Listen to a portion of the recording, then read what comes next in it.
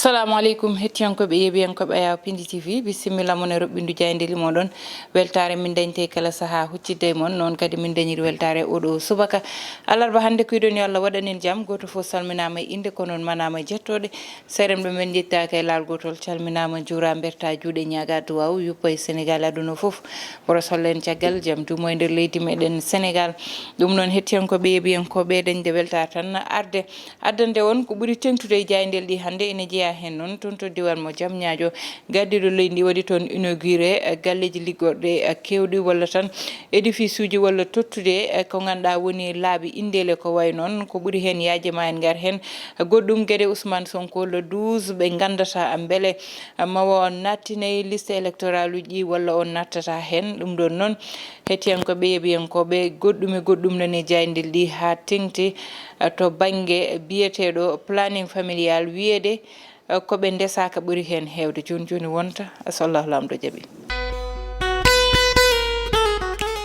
noon tigui hettiyankoɓe yeeɓiyankoɓe gudditiren jayde gendiri le soleil on jii darde gardiɗo leydi ndi kanko président Macky Sall noon ɓe mbi tan ko oɗo saaha kay o fawi tabal gongal bangal fayida ngal ɗon tabal noon ko faade tan banggue industrialisation to banggue liggorde ɓe mbi tan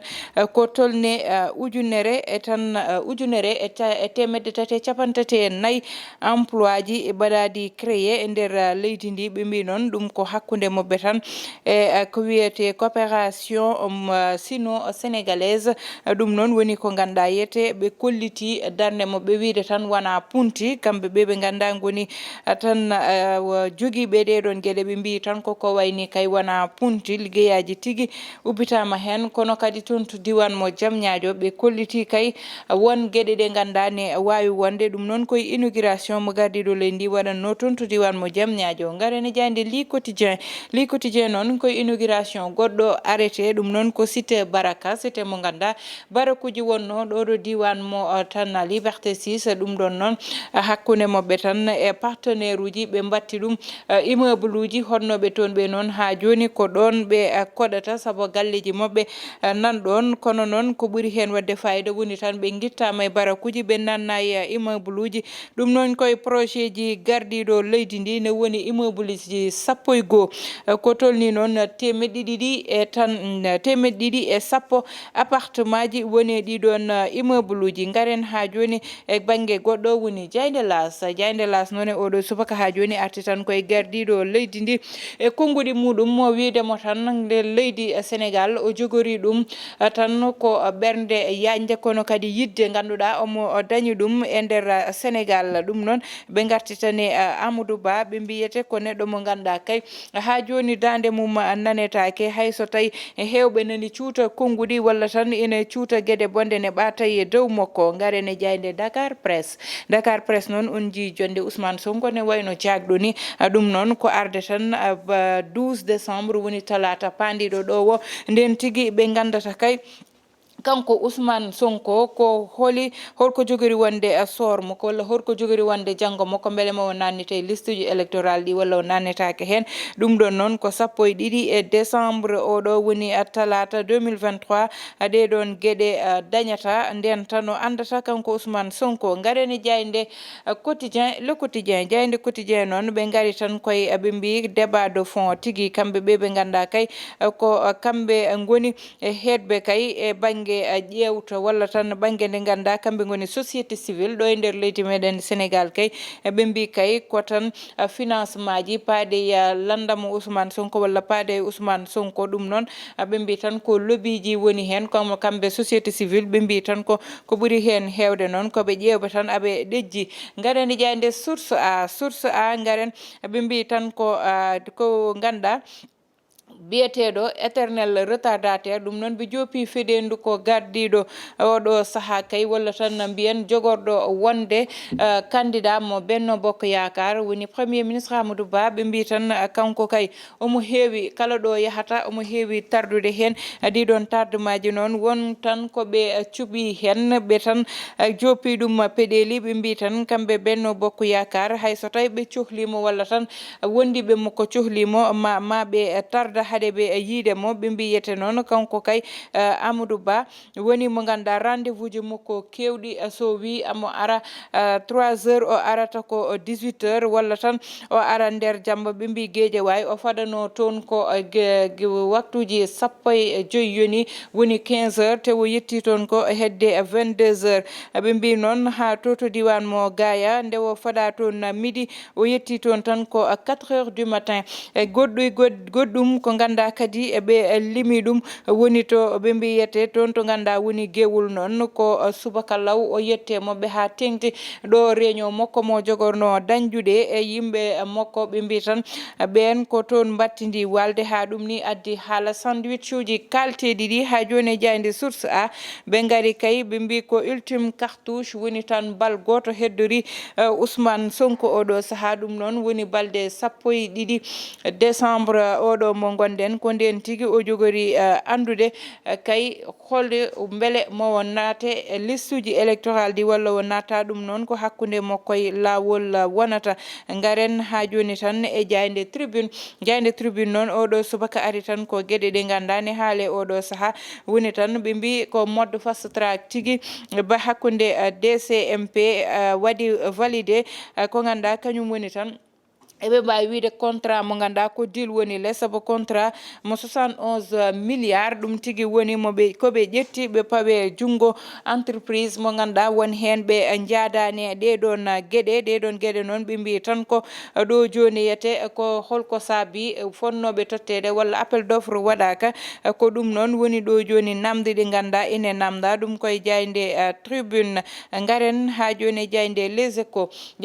échos arti kay e banggue tan Ousmane Sonko ɓe mbi tribune grande instance mo Dakar ɗo joni kay aɓeni tigui daari faade e gueɗe Ousmane Sonko ɓe mbi to banggue kay ɗo e nder leydi meɗen Sénégal ɓe mbi kay ɓe ganda kamɓe goni gueɗe rewɓe woni planification familial walla mbiyen planning familial ɗum ɗon noon kamɓe rewɓe ɓeɗo ko ƴewtinda hen woni rewɓe ɓe ndesaka ɓuuri hen hewde ha joni tan ɓe mbi 13% temedere ƴettuɗa foof 13 ko dañi ko duuɓi 15 fayi duuɓi 19 ko ɓen tigui dogatay tan sage femme uji gam wadde planning uji ɗiɗon ɓe mbi 10% noon ko ɓe ganduɗa yete ko cukalon tokoson ɓe mbi yete ha joni tan 19%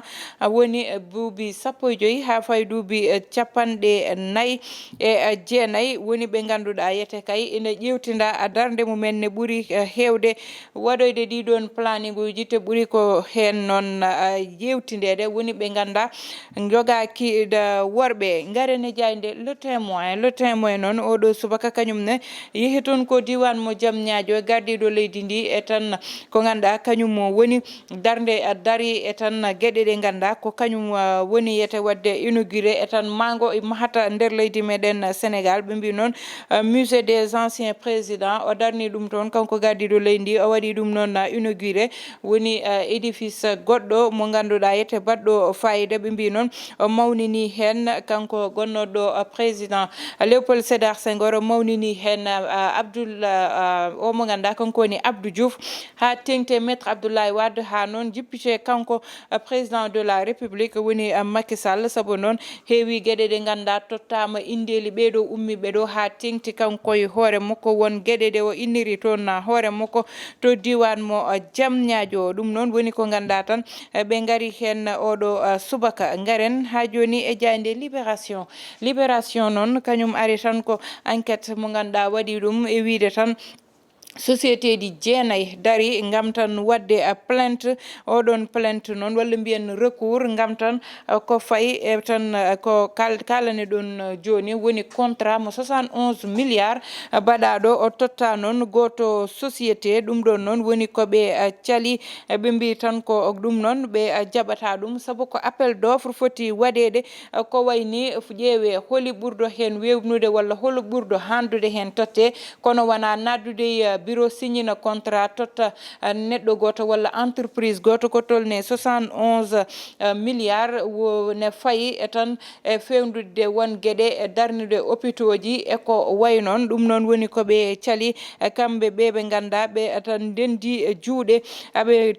tolni noon e jeenayo ɗum noon ɓe mbi tan ko wadde annulé oɗon marché mo ganda ko marché gré à gré mo 71 milliards mo ministère de la santé ɗum noon hettiyankoɓe ɓen koɓe gareni jayde suñu lamb uddata damal oɗo subaka banggue lamba noon ɓe mbi tan ko Diène Kairé e tan Zarko kamɓe noon ɓe mbi seeɗa ɓe kaɓa ndeɓe kucciti aɓe mbaɗa face à face mabɓe saabu konngudi guldi diaw suutama hakkude mabɓe ɓe ɓaɗodiri ha tan sikka ma goto fi goɗɗo ma ɓe ceerda woɗɓe ɓe ganduɗa kay kamɓene ɓe jogori e serdede woni Lay Pythagore e tan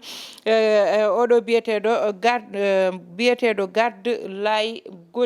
Gote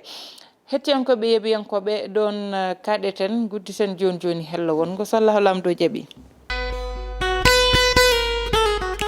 noon tigui hettiyankoɓe yeeɓiyankoɓe garani jayde les échos noon hen keddittoɗen hande saabu ɓe gaari koye enquête baɗɗo fayida mbo ganda ɓe mbaɗi ɗum ɓe mbi tan les femmes non en union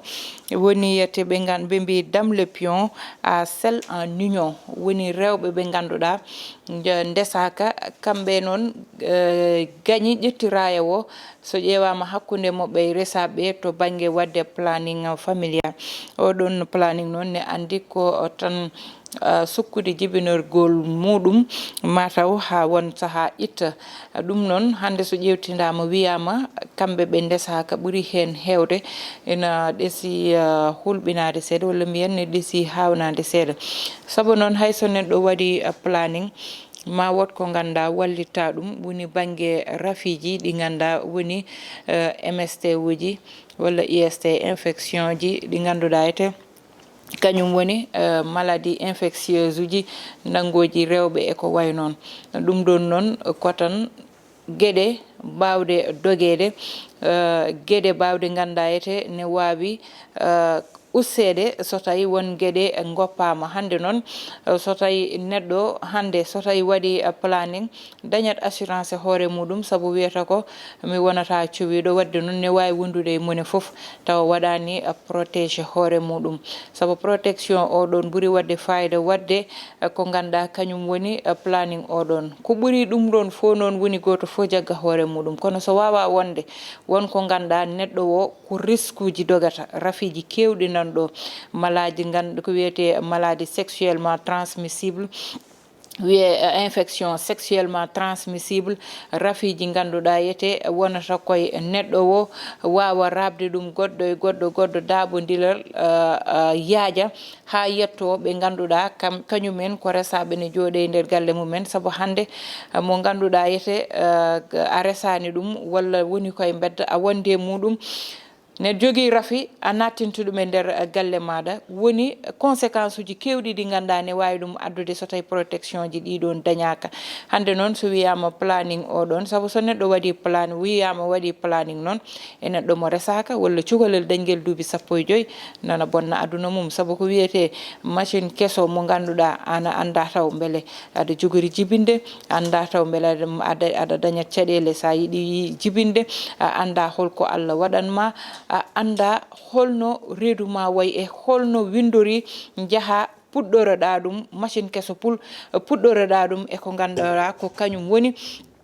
planning ina hulɓini saabu ɗiɗon planning aji ina adda caɗele ɓuuri fo wawde addude caɗele noon ko cukalel ngel ganduɗa suwa taw andude aduna ne wawi wiyede mo ganduɗa meeɗa resede meeɗa jibinde yaaha waɗoya oɗon planning janggo e jaam yiide jibinde daña caɗele ɗe ganduɗa ɗo fo woni fo naata wiya komi liggaɗo wiya komi baɗaɗo ni won jinnoɗomi ko kañum liggimi mi wawa jibinde joom gallam wonmo iɗino yidde ko on waɗi liggey hakkude men mi wawa jibinde tawa ɗum ɗon ko an fawi ɗum hoorema guilaɗo woni cukalel ko nden jaaɗa oɗon machine cukkoyɗa ɗum cukkuɗa ɗum noon ha rewi ɗon Allah wiya an kam ko ɗo haadata donc jibinde sa resama ɗum ɗon fof ko riskuji yo sukaɓe goppite hen hakkillaji no fewi saabu neɗɗo aɗa wawi sudde neɗɗo hono ma kono hay goto wawa suudade Allah yo Allah waɗan en jaami kisal ɓeyde sutura o hokka en sutura jaƴƴo hettiyankoɓe yeeɓiyankoɓe e hakkillaji mijotoɗi banimon debbo Aissata Ndiaye wonno heɗeno en e banggue caméra ko Djiby Dieng to montage ko Ali Fall ha gongol sallahu lamdo jaaɓi